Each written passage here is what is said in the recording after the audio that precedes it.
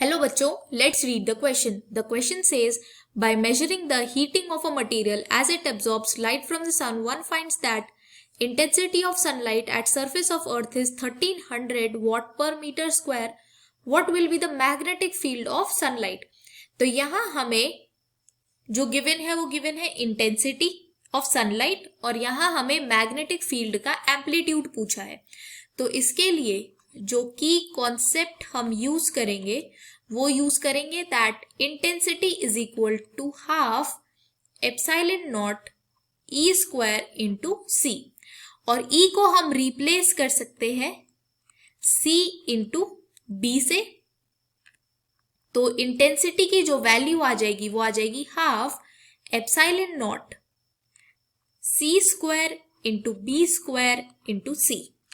तो यहां से इंटेंसिटी जो हम लिख सकते हैं वो लिख सकते हैं half epsilon naught B square into C cube. Epsilon naught की वैल्यू वो होती है 8.85 इंटू 10 टू द पावर -12।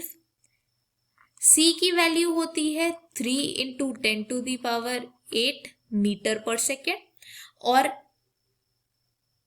यहां इंटेंसिटी हमें गिवन है 1300 वॉट पर मीटर स्क्वायर। अब ये गिवन वैल्यूज हम इस इक्वेशन में पुट करेंगे तो I is equal to half epsilon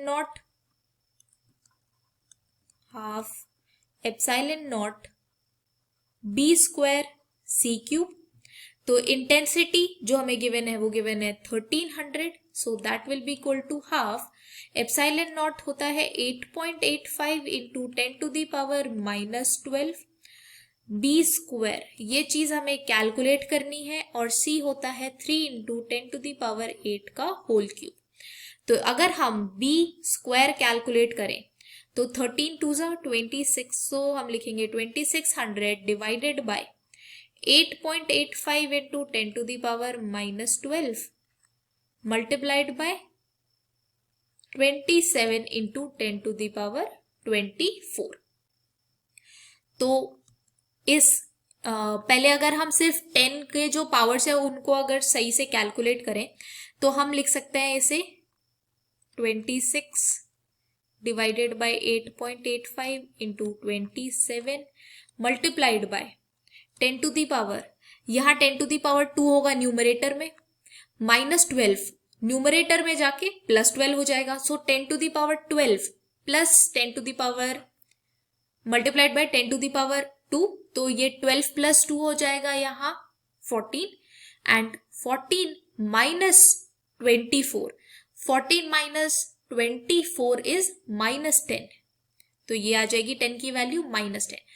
26 और 27 ये अप्रोक्सीमेटली सेम हो जाएंगे, तो इसे हम नॉर्मली कैंसिल आउट कर सकते हैं, और 1 डिवाइडेड बाय 8.85, तो इसकी वैल्यू हो जाती है बी स्क्वायर की value 0.11 into 10 to the power -10। और अगर हम b को कैलकुलेट करना चाहें तो यहां अंडर रूट हो जाएगा, और अंडर रूट करने पर 0.11 की वैल्यू होती है,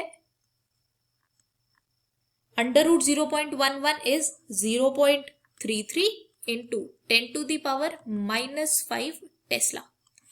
तो ये आ जाएगी मैग्नेटिक फील्ड की वैल्यू।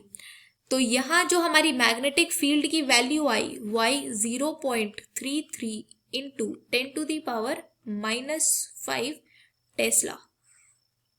तो अगर अब हम ऑप्शन सी देखें तो ये गिवन है 3.3 इंटू 10 टू द पावर -6।